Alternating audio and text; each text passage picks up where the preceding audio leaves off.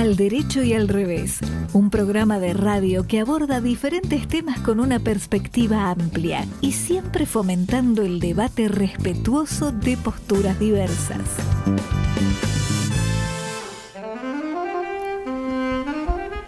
Buenas tardes, ¿qué tal? ¿Cómo andan? Este es el programa 422 del Derecho y al Revés. Marta Ollanarte, ¿cómo te va? Hola, Alejandro Drukarov. A ver, ¿qué te puedo decir? Porque en general definimos nuestro estado de ánimo. Yo te diría... No era una pregunta que pidiera una respuesta. Bueno, te agradezco esta ayuda. Entrá nomás con las presentaciones de los invitados.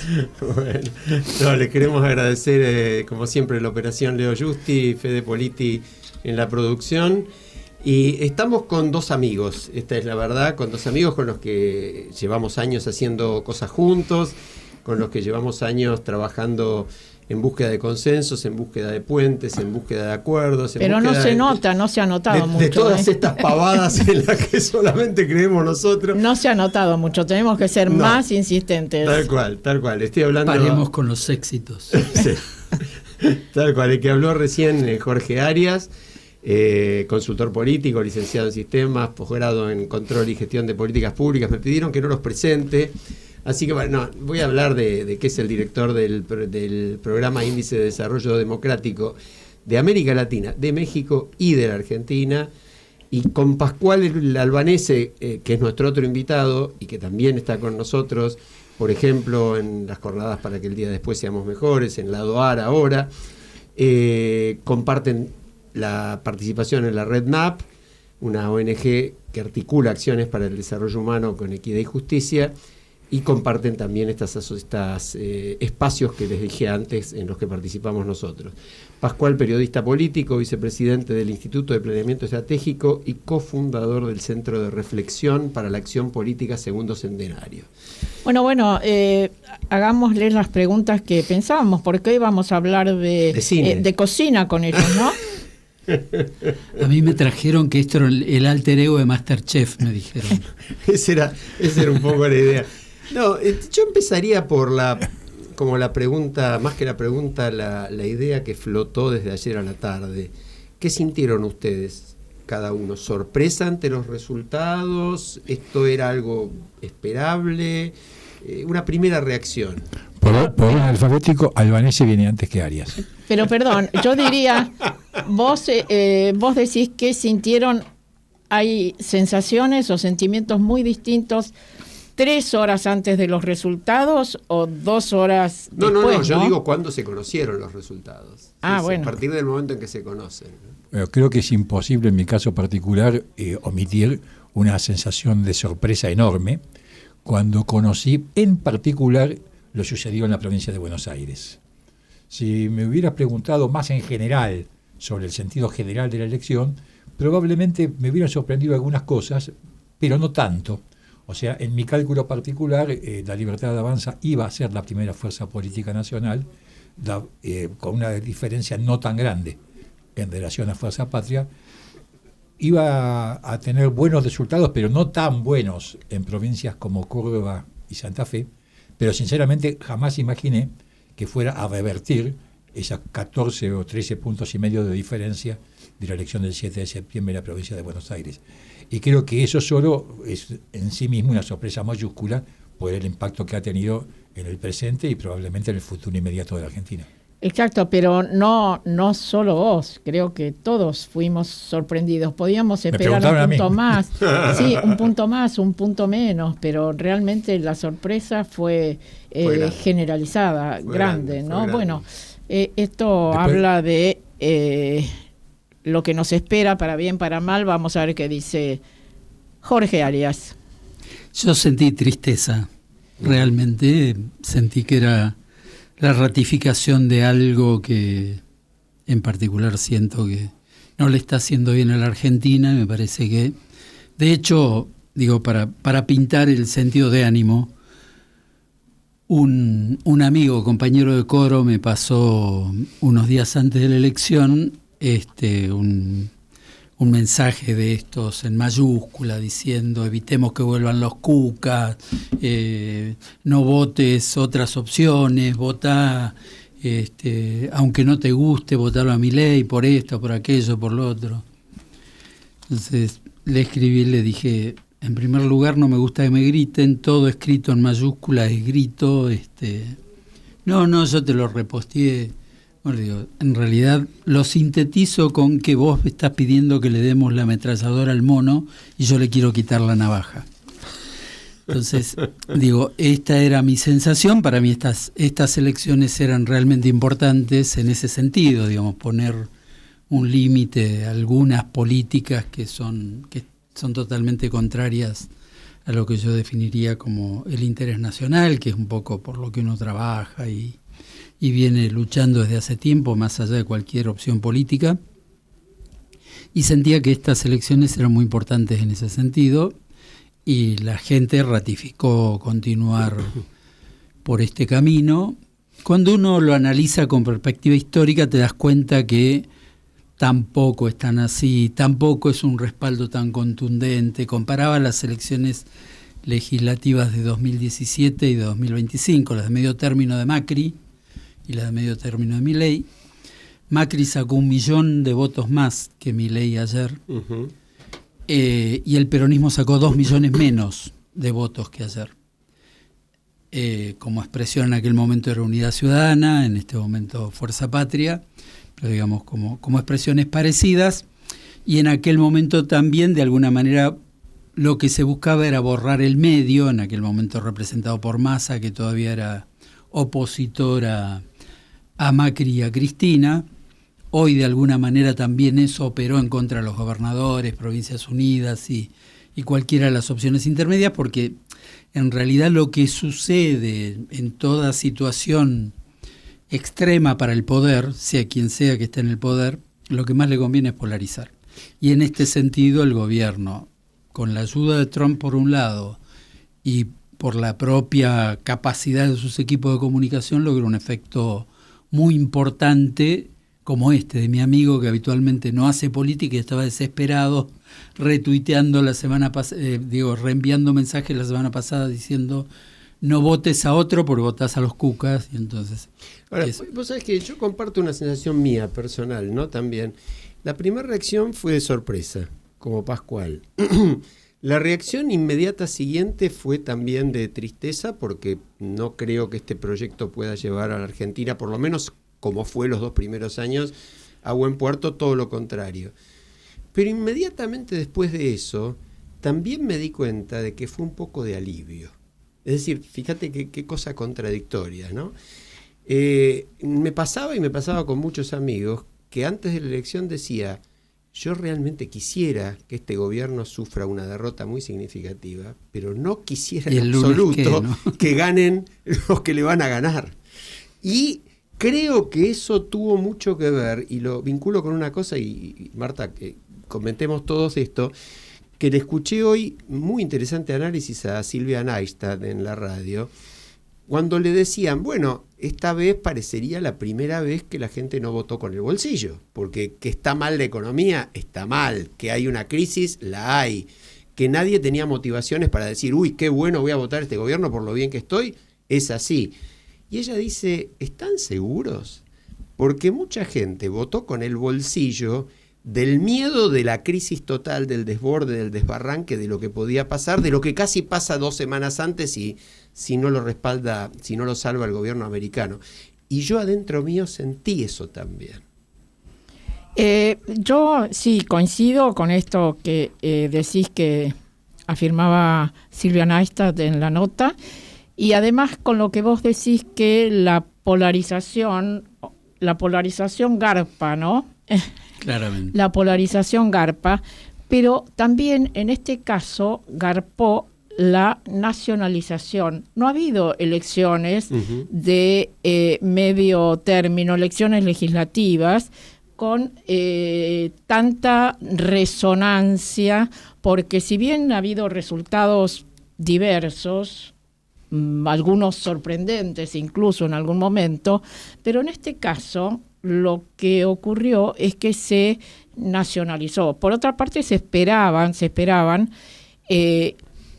actuaciones de terceras fuerzas un poco más relevantes, y sin embargo no lograron el batacazo que hubiera sido algunos puntitos más. Me refiero al tema de Provincias Unidas, o me refiero a otros grupos más acotados, pero que podrían haber sumado en total más puntos, ¿no?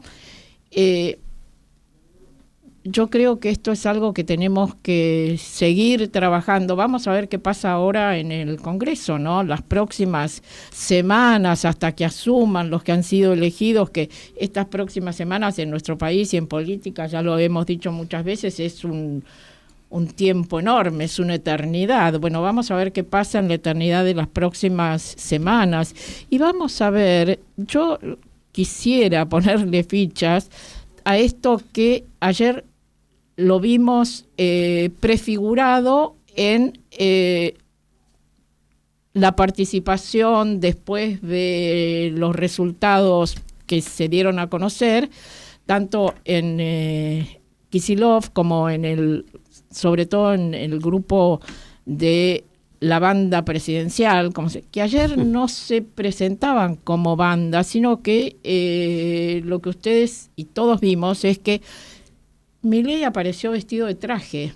Cuando Marta habla de banda presidencial, lo charlamos en un programa anterior con motivo del show ese patético. No se refiere al Código Penal. Claro, no, pero te acordás que la banda que tocó con él, sí, lo llamaban la banda presidencial. Movistar Arena se llamaba la banda presidencial. Sí. A ese nivel de desquicio. Y por contraste, en este caso apareció el presidente con traje. En este caso, habló como desde un rol pero más institucional. Yo observé al retirarse, ya se había puesto nuevamente el presidente en la campera y se había sacado el traje y corbata. Duró poquito. Bueno, esto que vemos que va de un lado a otro y que oscila y que desconcierta y que a muchos atrae esto. Bueno, vamos a ver cómo se desarrolla ahora con el paternalismo que tenemos de el presidente Trump desde Estados Unidos y toda su historieta también, ¿no? Les quería hacer a los dos una pregunta porque no escuché una reflexión sobre eso. Con respecto a la boleta única de papel, se dijo que sí, que funcionó muy bien y qué sé yo. Pero ¿ustedes qué piensan respecto a si tuvo algún efecto? Porque para mí la sensación de marcar la cruz fue muy diferente a la de tomar una boleta, ¿no? ¿Ustedes piensan que eso puede haber incidido algo en el resultado? No lo sé. Mi hija menor, que tiene 20 años, me dijo que aburrido votar así. A mí me gustaba buscar la boleta y tiene 20 años, digamos. Se supone que le debieran gustar los procedimientos simplificados, pero ella, que había votado 2 veces antes, ayer le pareció aburrido. Yo no creo que tenga gran significación. Me pareció, y es para estudiar un poco los tiempos, que el gobierno manejó bien el cómputo de los resultados anoche. Sí. Cuando uno ve cómo en 9 puntos, digamos, cayó fuertemente y aumentó fuertemente Fuerza Patria, da la pauta como que si lo haces rápido tenés la posibilidad de decir, bueno, pongamos un algoritmo que donde la distancia es de tanto, no entran por ahora. Entonces eso te da, si el cómputo es rápido realmente como pareciera que fue, te da la posibilidad de muñequear un poquito. Obviamente al gobierno le importaba mucho el título y no lo deben haber hecho pensando en el resultado que finalmente fue, que cualquier resultado era bueno. Pero me dio la sensación de que ahí, cuando vos mirás las cifras que mostró anoche Franco de primera, de movida, a las 9:20 creo que eran de la noche, y las que aparecían hoy en la madrugada, donde había nada más que 7 puntos de diferencia de cómputo, porque él anunció con el 92 y hoy a la mañana estaba en el 99, la cantidad de votos incrementados por Fuerza Patria y los caídos de la Libertad Avanza fueron fuertes, digamos. Ahí hubo un pequeño... Antes de volver a darle la palabra a Pascual, no sé si vas a hablar de este tema o de otro, Vuelvo para atrás. Bueno, yo creo, coincidiendo con muchos analistas, que el tercer ganador en esto fue la boleta única. La boleta única, porque permitió que los resultados se conocieran mucho más rápido, permitió que las estructuras provinciales, sobre todo tan acostumbradas a manipular las otras boletas, no pudieran hacerlos. Muchos que decían, yo misma decía, mucha gente no va a ir a votar porque no sabe cómo hacerlo con la boleta única. Bueno, del voto blanco, voto impugnado y la abstención, la misma que en elecciones anteriores. Así que la gente supo votar con la boleta única. No sé. ¿Qué opinas vos, Pascual? Bueno, yo sobre el tema de la boleta única, sinceramente, no tengo mucha opinión y todo lo que puede decir me parece medio pavo, así que prefiero omitirlo. Pero volviendo un poquito para atrás y relacionando con algo que vos decías recién, Marta, acerca de, bueno, qué va a pasar en las próximas semanas, yo miré un poquito para atrás y vi que entre el día 6 de septiembre y el día 26 de octubre pasaron 49 días. Esto es exactamente 7 semanas. Y esas 7 semanas, en términos políticos, fueron el equivalente de más o menos 7 meses. Si ustedes recuerdan todo lo que sucedió en ese medio, nos llevaría, pero más de un programa. Simplemente sin duda. Describirlo. Y la pregunta es contrafáctica, y por supuesto, como toda pregunta contrafáctica, tiene ese bemol. Pero el kirchnerismo perdió las 4 anteriores elecciones intermedias legislativas de la provincia de Buenos Aires. Esta fue la 5ª elección consecutiva que pierde. Lo acaba de mencionar al pasar Jorge Arias. Entonces, la verdad es que si el 7 de septiembre no hubiera ocurrido, esto hubiera sido lo más lógico del mundo. Más aún, hubiera sido la mejor elección intermedia realizada por el peronismo bonaerense en 20 años. No lo fue porque 7 semanas antes pasó lo que pasó. Digo, hago esto para poder tratar de situar la magnitud de esta situación sin quitarle importancia, pero tratar de poner las cosas relativamente en su lugar dentro de lo posible. Y a mí me parece que la política argentina, y estas 7 semanas han sido realmente espectaculares para graficar lo que voy a decir, se parece a lo que muchos de nosotros en nuestra infancia hacíamos cuando íbamos en los parques de diversiones a la montaña rusa, en el sentido de que una cosa que saltábamos y bajábamos y subíamos a una velocidad vertiginosa, estábamos muertos de miedo porque vivíamos a los altos, y la Argentina política parece un poco así, parece estar en el medio de una suerte de montaña rusa, por lo cual la verdad sea dicha que como para el 10 de diciembre faltan más de 53 días, en realidad no podría contestar ninguna pregunta sobre ese tema.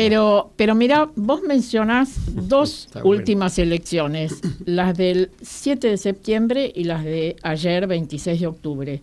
Pero no estamos recordando la del 18 de mayo. Exactamente. La del 18 de mayo, que allí la Alianza consiguió una victoria inesperada en la capital, ¿o no? Sí, sí. Y ahí pareció que se iniciaba una nueva era política en la Argentina, y luego vino el 7 de septiembre, todo lo contrario, y ahora al revés. Y en medio que aterrizó Trump. Claro, entonces la pregunta es, bueno, yo creo que no solo qué va a pasar dentro de 6 semanas, es 17 semanas que se integre el nuevo Congreso, sino qué va a pasar mañana. ¿Qué va a pasar mañana, Jorge? Yo pensaba que realmente no quisiera estar en los zapatos de ningún dirigente opositor en la Argentina. Porque, ¿cuál es la agenda? ¿Con qué agenda se trabaja para el 2027? ¿Cuál es la agenda propositiva que se puede plantear en esta Argentina de Milei, digamos? Ya Milei la definió, él define la agenda, define para dónde se juega, con qué tiempos, con qué actores, etcétera, etcétera. Y tanto que les pegamos a los pobres políticos, pobres, dicho esto con sorna. ¿A los pobres políticos o a los políticos pobres? No, políticos pobres ¿existen? Hay poco. Claro. Hay sí, sí, los hay, pobres. Los que son pobres en votos también. También es cierto. Pero bueno, es muy difícil esta Argentina. Es muy difícil la política en el mundo hoy.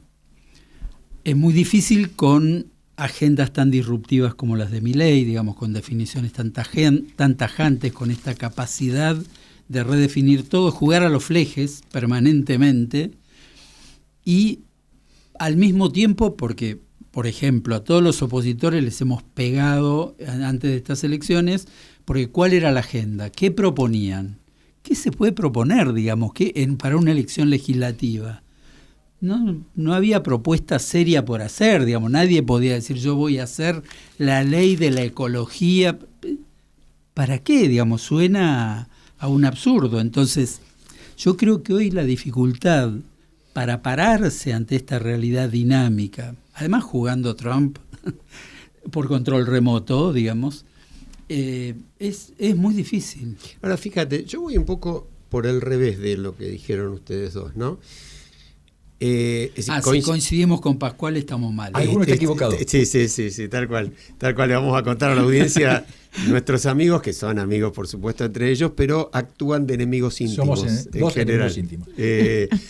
Y en este caso yo creo que van en la misma línea, pero digo, del otro lado también, de buscando otros motivos, ¿no hay de parte de la sociedad, además de un claro repudio por el gobierno anterior y por la gestión anterior y por la falta de autocrítica? Porque el kirchnerismo no hizo una palabra de autocrítica seria sobre el desastre que dejó a fines de 2023. Pero además de eso... Perdón, te interrumpo en ese punto. Yo del tema de la autocrítica estoy un poco harto, porque nadie le pidió a Milei autocrítica ni de Libra, ni del tema de Spert. La gente no pide autocrítica, en realidad pide goles desde el punto de vista de la política. Yo creo que esa posición es muy Jorge, nuestra, pará. Si de analistas de la política. Si perdiste 4-0, y bueno, te están pidiendo que por lo menos expliques por qué perdiste 4-0 y cómo vas a hacer para empatar el próximo si no ganar. Sí, tu tarea es ganar el próximo. Claro, digamos. Pero ganarlo... La autocrítica va adentro. Ganarlo con el grito... Nadie sale... Preguntale qué le está pasando a Gallardo de los primos de River ahora con la autocrítica.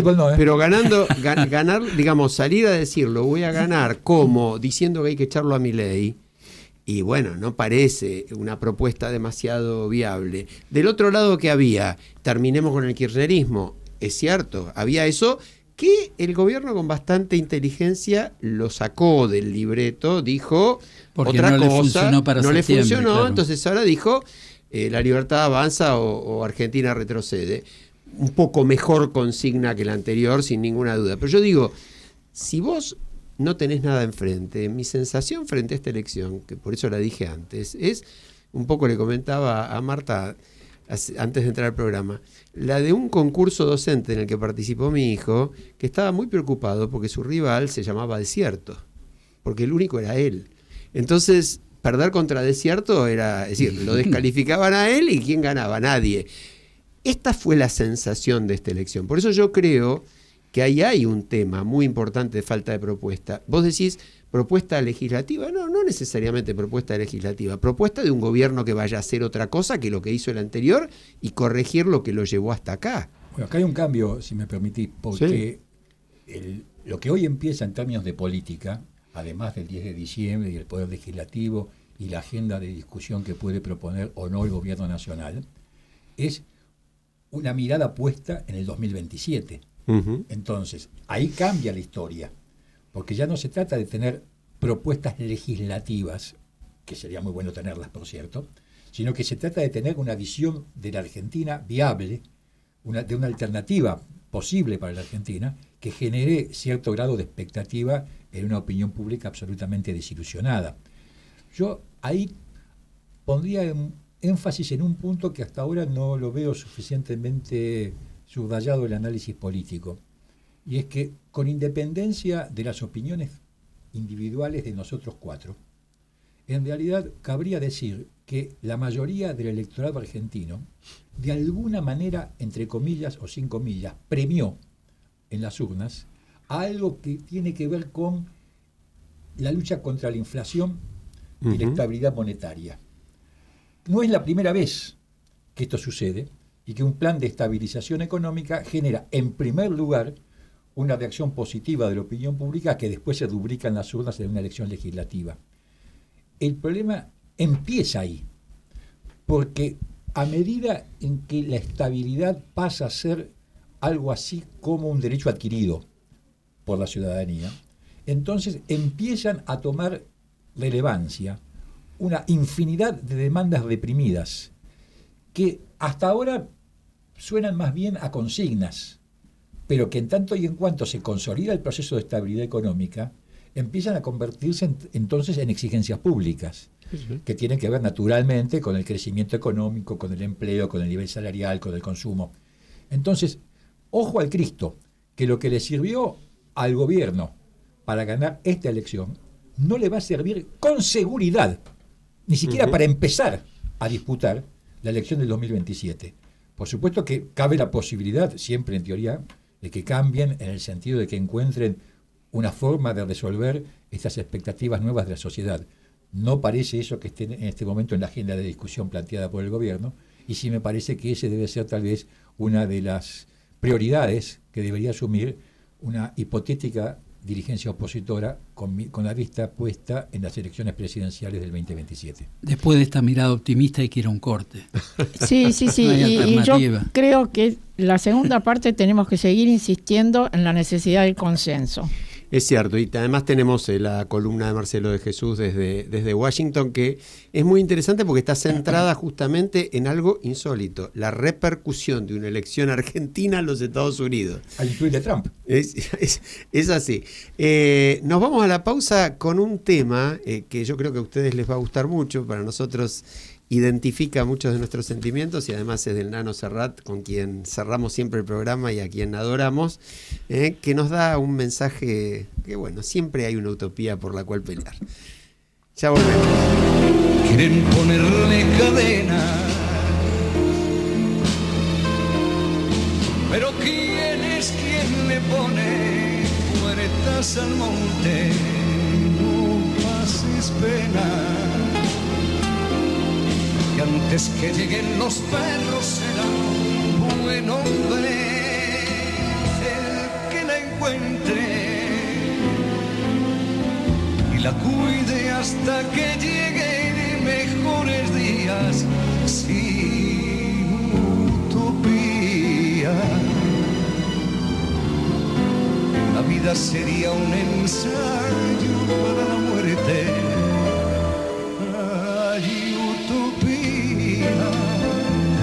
Como te quiero, porque les alborotas el gallinero.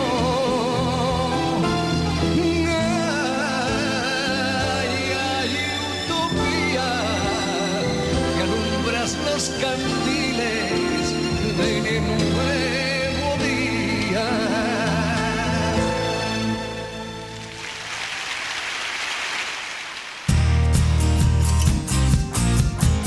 Música, política, deportes, espectáculos. Porque todo es cultura. Y porque somos radio. Radio Cultura. fmradiocultura.com.ar. Una joven estudiante de música sufre un accidente del cual milagrosamente sale ilesa.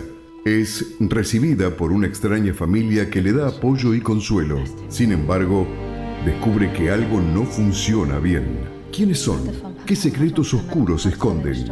Dijo Variety, se distingue por sus característicos placeres de textura y tono.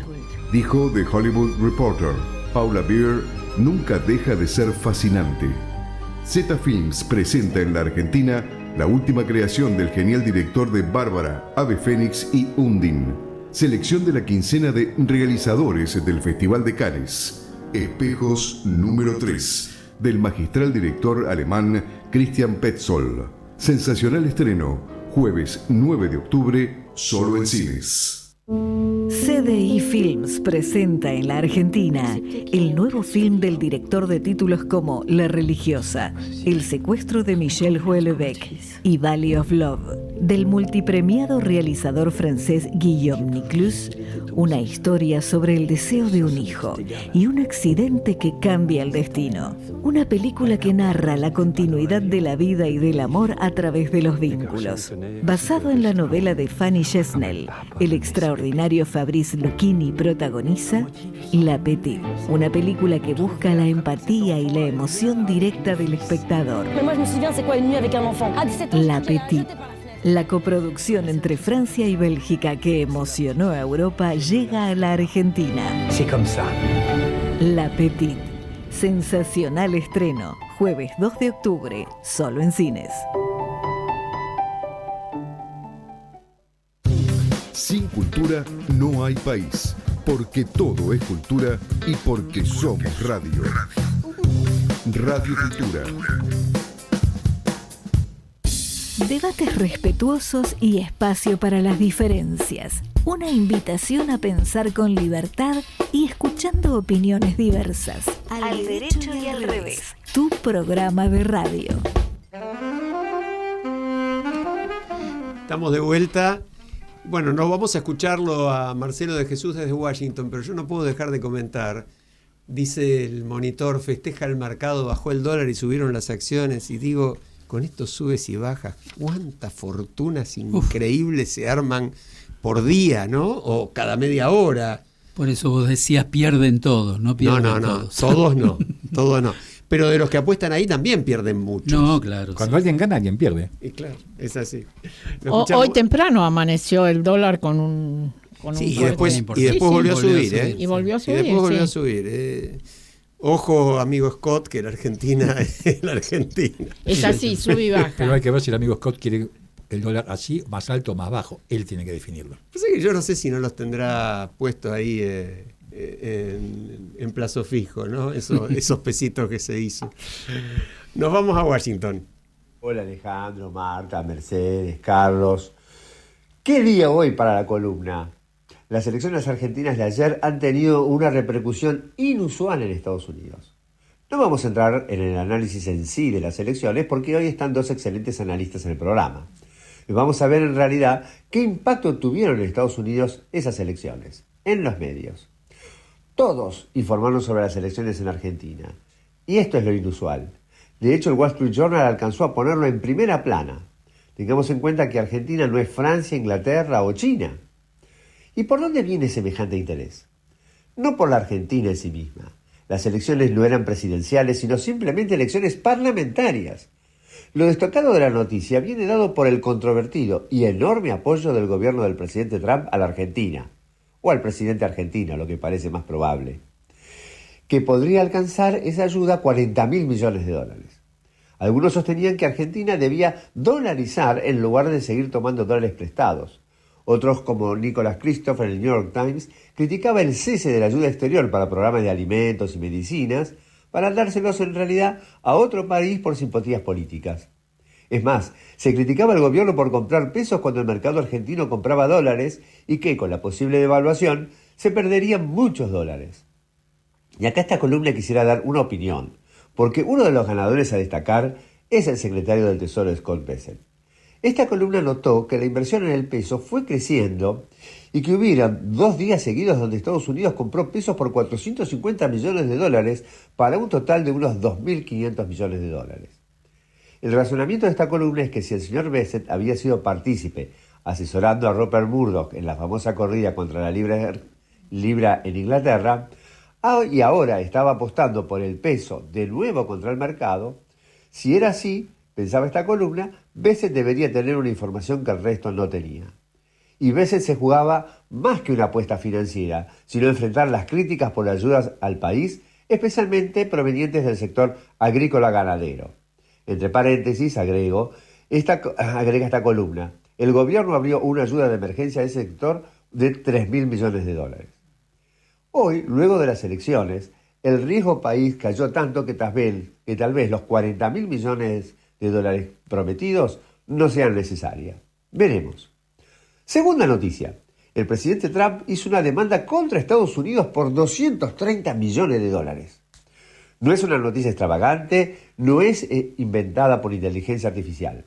El presidente demanda a su propio gobierno por las investigaciones que sufrió por la invasión al Capitolio, por intentar subvertir las elecciones en Georgia y por quedarse con archivos confidenciales. Se trata de una demanda administrativa que debe analizarse por la Secretaría de Justicia, es decir, su propia subordinada Pam Bondi, y que luego debe ser firmada por él mismo. Dijo el presidente Trump, y cito, «Yo soy el que hace la decisión, y esa decisión tendría que pasar por mi escritorio. Y es terriblemente extraño hacer una decisión donde me estoy pagando a mí mismo». Y cerramos ahora sí con una noticia curiosa. El gobierno decidió no imprimir más las monedas de 1 centavo. El costo para acuñarlas es más alto que el valor de la moneda. Por ahora se las encuentra, pero si está por viajar al país, a conservar algún penny. Y con ello los dejo hasta la próxima columna. Gracias, Marcelo. Bueno, era lógico que dejaran de hacer monedas de 1 centavo. Ahora lo de que... ¿Y nuestras moneditas? ¿Dónde están? ¿En qué quedó eso? Desaparecieron. Son de colección ahora. Sí. Son de colección. En el museo. Bueno, hay billetes que ya tampoco existen, claro. prácticamente. Hay pesos, ¿no?, que también, pero las monedas... Ahora, lo otro es impresionante. Por ejemplo, en Uruguay se usan mucho las monedas. Sí, en Estados Unidos se usan. En Estados Unidos, claro, México también, en Europa y también. En Estados Unidos te daban los vueltos de centavo también. hasta hace muy poco tiempo. Bueno, ahora Estados Unidos saca la de 1 centavo, pero el y resto lo sigue en los manteniendo. países donde la inflación no es tan alta, las monedas te hacen imprimir menos billetes, se gastan menos. Obvio. Entonces, ahora, yo no quiero... En cualquier país la palabra uno en relación a la moneda nacional tiene algún valor, menos en Argentina. Claro. Yo no quiero dejar de tocar, aunque sea un segundo. Uno lo deja estupefacto escuchar las cosas. De repente naturalizamos cualquier cosa, ¿no? Que un presidente promueva una demanda civil contra su propio país. Además, por cosas por las cuales o se lo condenó, se lo juzgó, son acusaciones muy serias, y diga, dictamina mi secretaria de Justicia y de última autorizo yo el pago. Es una cosa que tendría que haber sido espantosamente escandalosa en cualquier lugar del mundo y parece que deja de serlo. Pero Donald pasó a ser el CEO de Estados Unidos, ese es el tema. Entonces, cuando él tiene una controversia personal contra su empresa, la resuelve en su favor, como pasa en cualquier ámbito de la actividad privada. Pero ¿sabes qué pasa? Si tuviera una empresa, caerían las acciones en relación en la bolsa. A la ayuda, entre comillas, a Argentina, hay quienes dicen, incluso un artículo, una nota interesante en el Financial Times de una periodista que menciona que esto intereses muy particulares. Puede ser un imperialismo financiero en realidad, ¿no? Y yo voy un poquito más allá y acá les preguntaría a ustedes, ¿podemos asociar algo de esto con la doctrina Monroe? ¿Se acuerdan la doctrina Monroe que surgió en el siglo XVIII, sí, claro, pero fue América utilizado? Para los americanos. América para los americanos y pero ¿para qué americanos? No, para la totalidad de América del Norte y América del Sur, sino que América para los americanos. Y algunos países, como por ejemplo el nuestro, convertidos en el patio trasero, ¿no? Se hablaba de eso en la época de la doctrina Monroe. ¿Qué piensan ustedes? ¿Hay algo de eso ahora? Bueno, dejando de lado las valoraciones, visto de lo analítico, la doctrina Monroe en su momento fue una estrategia de Estados Unidos para disputar con un poder extracontinental, que en aquel momento era Europa, el control político y económico de América Latina. Hoy daría la sensación que ese mismo esquema es aplicable en relación a la disputa entre Estados Unidos y China, como lo fue también durante la etapa de la Guerra Fría en relación a la disputa entre Estados Unidos y la Unión Soviética. O sea, la doctrina Monroe siempre ha sido la forma en que la diplomacia y la estrategia política exterior de Estados Unidos ha intentado establecer un manto de protección, entre comillas, de sus intereses en el hemisferio americano, en detrimento de la competencia de poderes extracontinentales que podían ser Europa, la Unión Soviética, China o quien corresponda. Uh-huh. Sí, yo creo que en la medida en que eso se aplica para defender la región de eventuales injerencias, puede haber un conflicto de intereses en el cual incluso los países más pequeños podrían llegar a ganar alguna ventaja, recibir alguna generosidad, digamos. Claro. No sé si es este el caso, digamos, la duda es fundamentalmente esa. Sí, nada se repite tal cual, ¿no? Claro, pero da la impresión de que hoy Trump apuesta más a las torpederas en el Caribe, digamos, sobre América Latina y eventualmente los vínculos directos con presidentes en estado de necesidad, como es el caso de Milei. Habría que ver, no he leído mucho por razones de nuestra propia agenda acerca de qué pasó en la reunión entre Trump y Lula, ¿no? Que tuvo ese es oportunidad un dato este fin de semana. Y yo creo que eso va a traer alguna novedad para la región. Un comentario igual, agregando lo que plantea Marta, yo creo que en este caso particular de Trump, más que el tema de la doctrina Monroe, hay que irse más cerca, es America First. Esto es primero yo. Sí. Tal cual.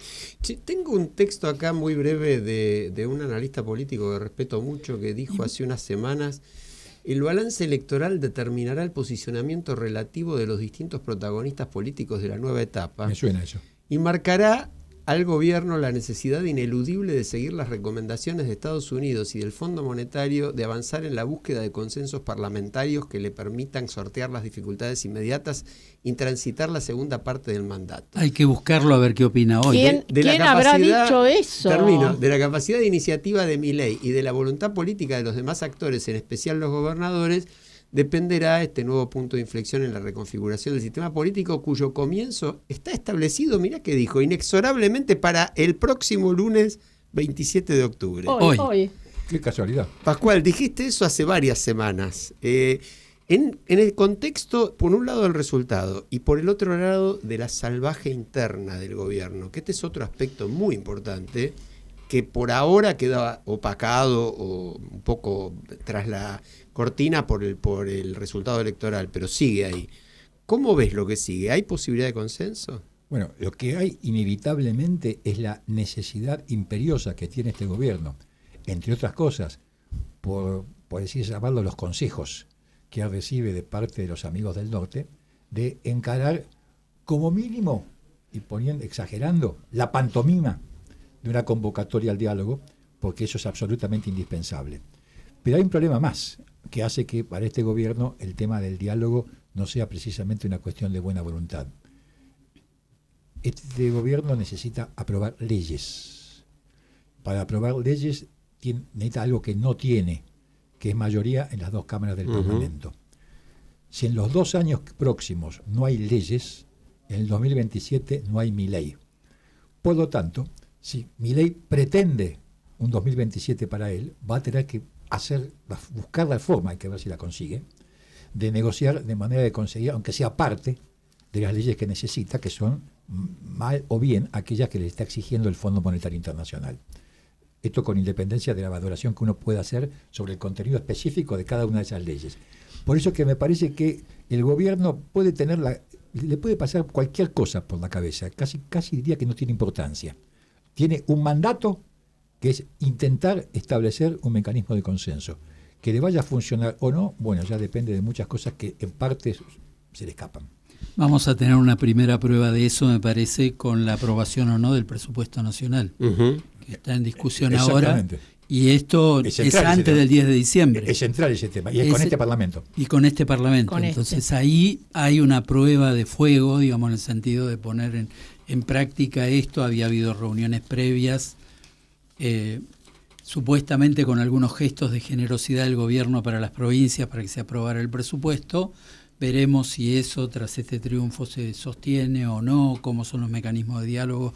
Creo que va a haber que seguir muy atentamente ese tema para verla. Yo agregaría 2 breves cositas acá. Una, las dos un poco explosivas, o disruptivas por lo menos.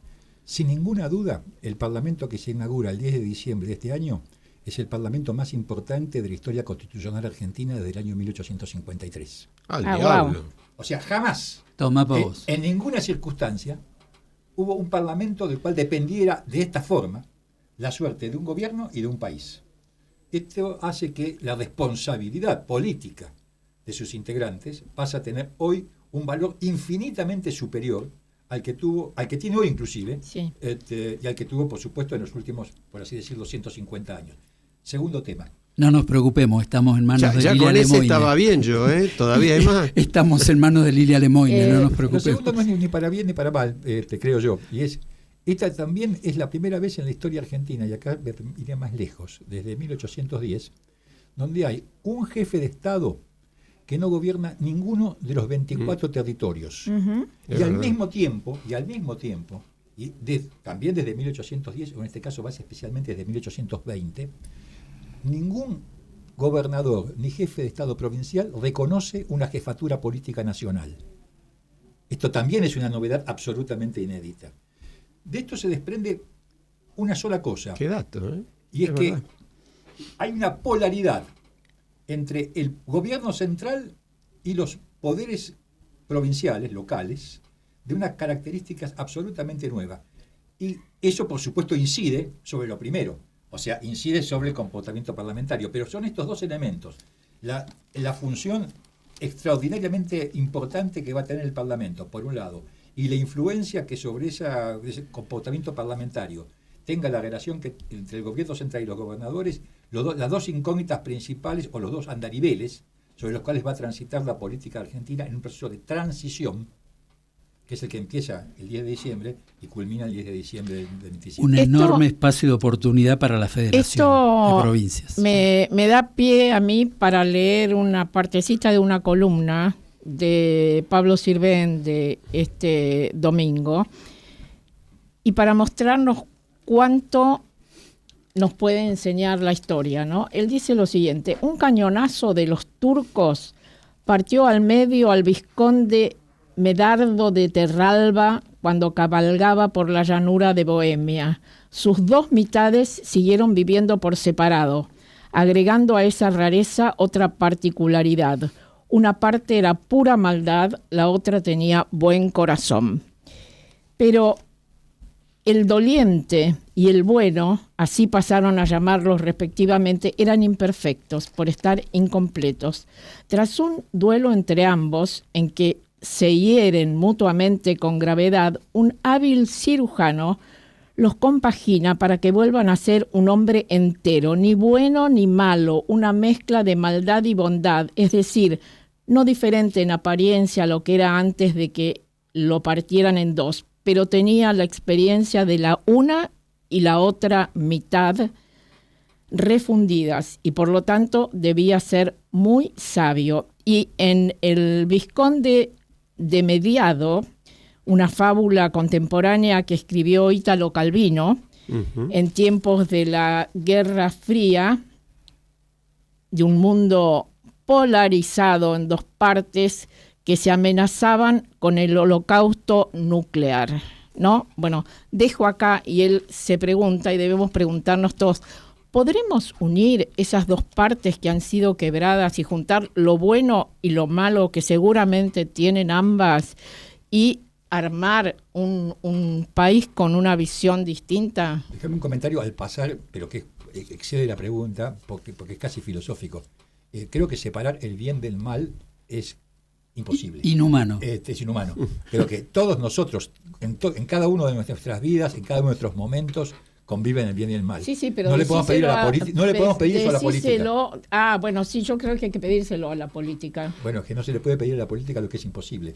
Esto quiere decir... No. Yo creo que lo que está diciendo Marta en la metáfora apunta más no a juntar el bien y el mal, sino a dejar de pensar, a dejar de pensar que uno es el bien y el otro es el mal. Por supuesto. Bueno, yo creo que esa es la clara de la dirección de la metáfora. Yo decía, ahí estamos de acuerdo. Yo creo que eso es posible, Jorge. Yo decía, tomando el comentario de Pascual, que me parece que es un espacio de oportunidad inmensa para la Federación de Provincias, este espacio de los próximos 2 años, porque los va a obligar a seguir haciendo el juego individualista de cada uno para ver qué le saca al gobierno nacional, o a lo mejor a buscar acuerdos básicos entre las provincias para poder, porque todas están sufriendo procesos parecidos de cualquier signo ideológico.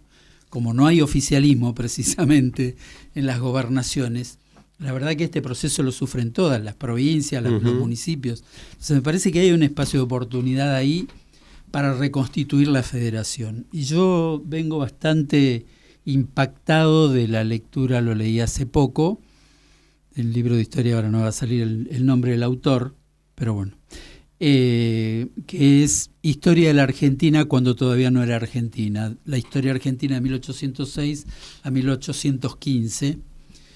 Y este autor, que es muy conocido y le pido disculpas por no recordar su nombre, pero que son mis años, él plantea, no que lo plantee explícitamente, pero a mí se me hizo como una iluminación, que en realidad en ese proceso de las invasiones inglesas fue la ruptura fundamental entre el interés de los porteños y de la federación.